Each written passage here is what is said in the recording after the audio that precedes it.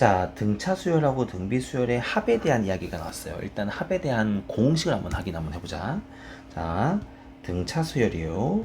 등차 수열에서 합 구하는 공식은 2분의 n에 a1 더하기 an입니다 라는 공식이 있고, 두 번째 공식은 2분의 n에 2a1 더하기 n 빼기 1d입니다 라는 공식이 있죠. 공식이 두 개 있어요. 그죠? 자, 얘는 언제 쓰는 게 편하지? 얘는 첫 번째 항과 마지막 번째 항을 알 때 쓰는 게 좋아. D를 모를 때. 얘는 첫 번째 항과 D를 알고 있을 때, 결국엔 D를 아는지 모르는지의 유무에 따라서 어떤 공식이 쉬운지가 더 정리가 되는 거야. 자, 등비수열 같은 경우는 합구하는 공식이 R 빼기 1에 A의 R의 N승 빼기 1입니다 라는 공식이 나오죠. 자, 혹은 뭐 1 빼기 R의 A의 1 빼기 R의 N승입니다 라는 공식이 나오게 되는 거예요. 이렇게. 자, 이게 일단 등차 수열과 등비 수열의 합을 구하는 공식이에요. 그치? 자, 합 구하는 공식까지 됐을 거야.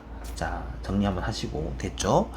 자, 이제 여기서 우리가 등차 수열에서 많이 나온 건데, 선생님이 단언컨대 등차 수열에서 난이도가 높은 유형 중에 하나가 뭐냐면, 이제 그런 관계를 물어보는 거야. 선생님이 너희한테 몇 번 보여줬던 건데, 첫 번째 항과 공차에 대한 관계를 물어보는 거예요. 첫 번째 항이 양수고 공차가 양수일 때, 첫 번째 항이 음수고 공차가 음수였을 때, 첫 번째 항이 양수인데 공차가 음수였고 첫 번째 항이 음수인데 공차가 양수였을 때라는 총 4가지의 경우가 있는데, 자, 첫 번째 거랑 두 번째 거는 조금 경우가 되게 심플해요. 왜냐면 얘는 첫 번째 항이 양수니까 양수에서부터 숫자가 점점 더해져 가니까 얘는 모든 항이 전부 다 양수일 수밖에 없어요. 두 번째 거는 모든 항이 음수일 수밖에 없어요. 그쵸?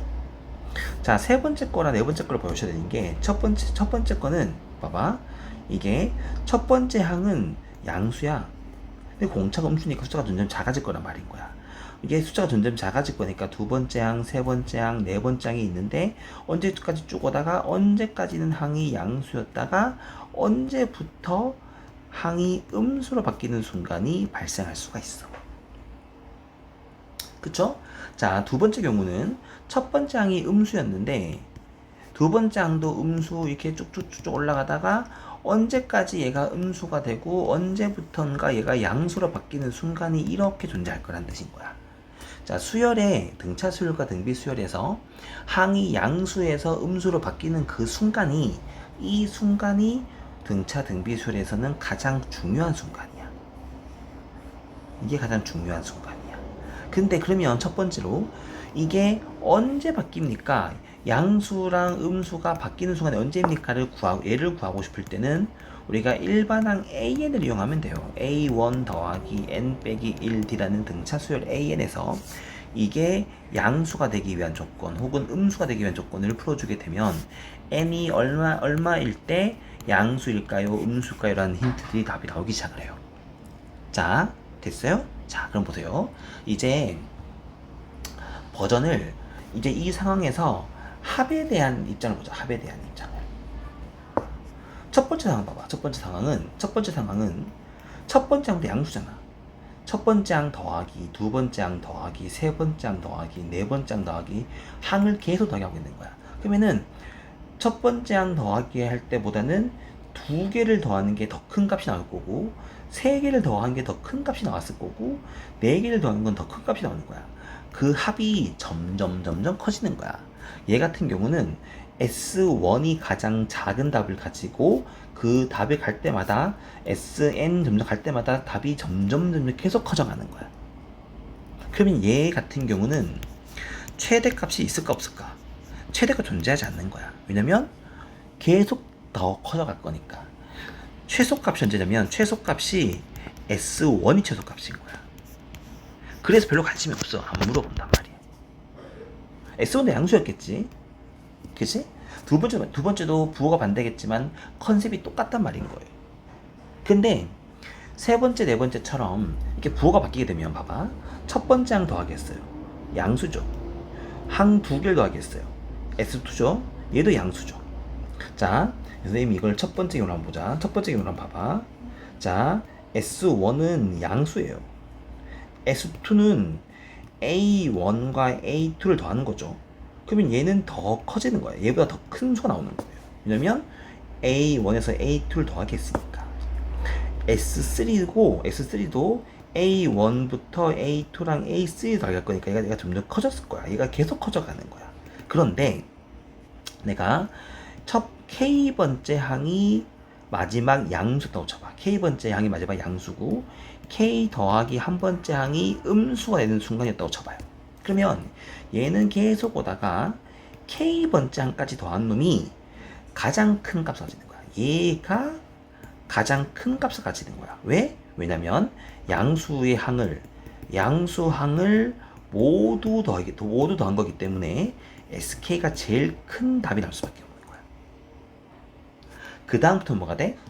S의 K 더하기 1, S의 K 더하기가 합이 다시 점점 작아지기 시작하는 거야. 왜? 이제 이때부터는 음수를 추가하기 시작을 했기 때문에 점점 작아지기 시작하고 있는 거야. 근데 참고로 말하면 얘가 봐.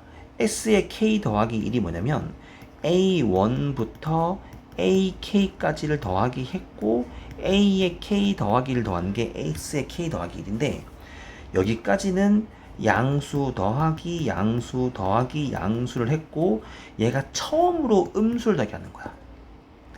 이만큼이 엄청나게 큰 양수가 있는데 음수를 한번 딱 더하게 한다고 해서 얘 자체가 음수가 되는 건 아니에요. 아직은 양수야. 아직은 양수인데 그 답이 양수지만 작아지고 있는 중이야 라는 뜻인 거지 그 SN이 음수라는 건 아닌 거야. 그치? 그치? 요런 상황을 말하고 있는 거야. 이 두 번째 상황은 얘 반대로 생각하시면 돼요. 그래서 우리한테 뭘 물어보냐면 SN의 최대를 구하라, SN의 최소를 구하라 이런 표현들을 많이 쓰게 되는 거예요.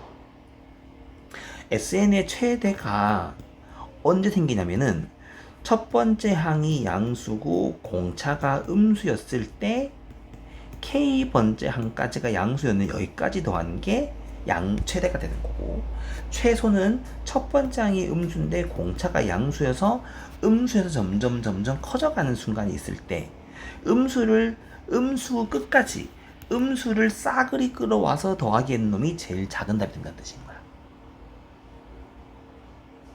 자, 이게 우리가 등차 등비 수열에서 이제 가장 중요한데 참고로 말하면 여기에서는 조금 한 가지 팁만 주면은 등비 수열 입장에서는 등비 수열은 봐봐 만약에 공비가 음수였다고 쳐봐.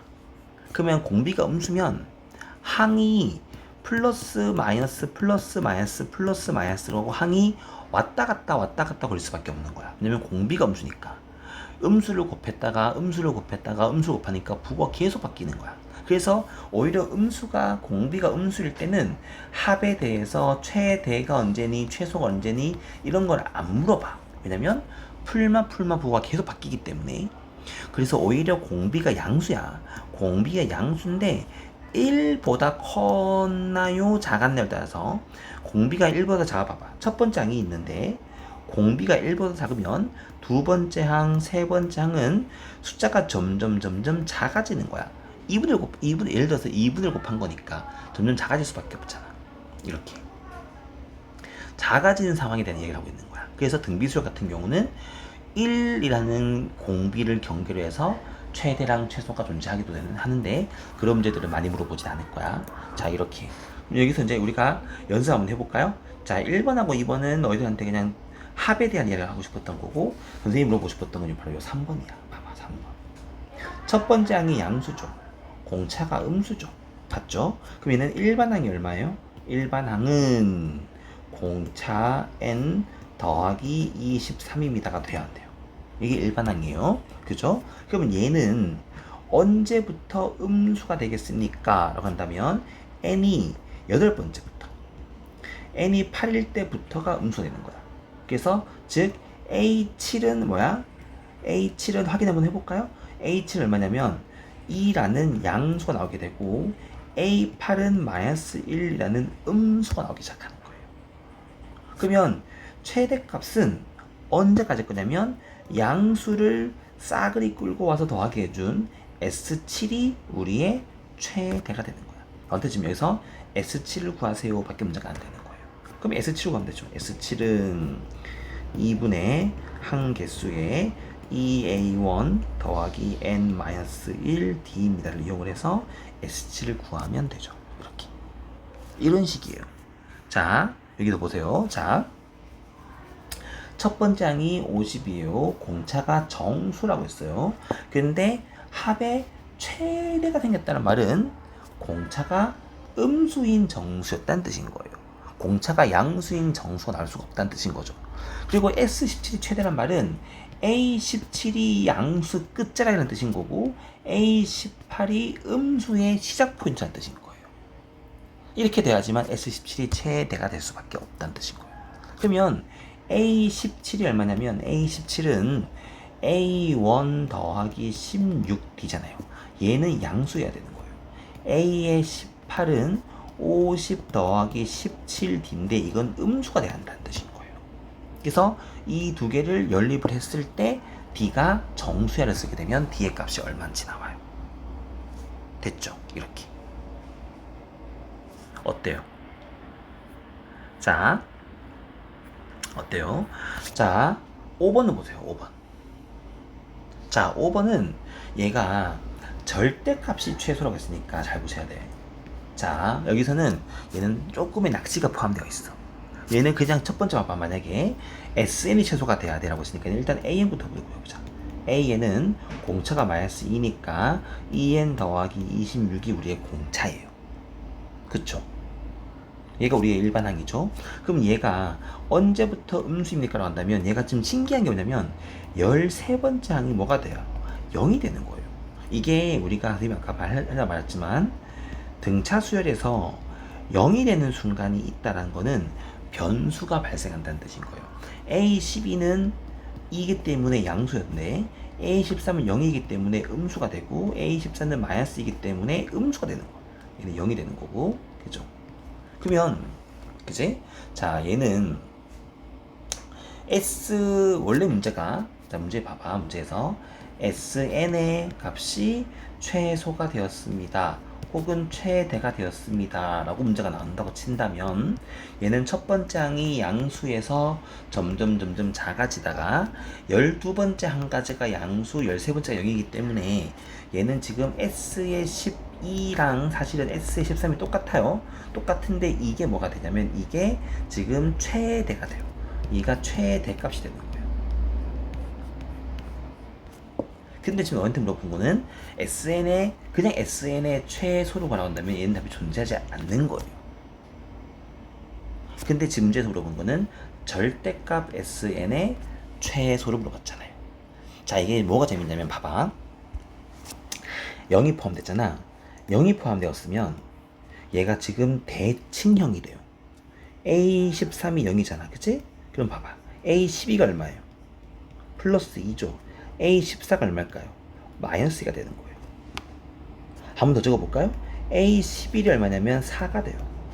A15는 얼마냐면 마이너스 4가 돼요. 다시 말하면 13을 기준으로 해서 대칭형이 되다 보니까 요렇게 더하고 이렇게 더하는 것들이 전부 다 0이 되기 시작하는 거예요. 그러면은 여기 A1부터 12번째까지 12개, 여기서부터 또 12개, 즉 A의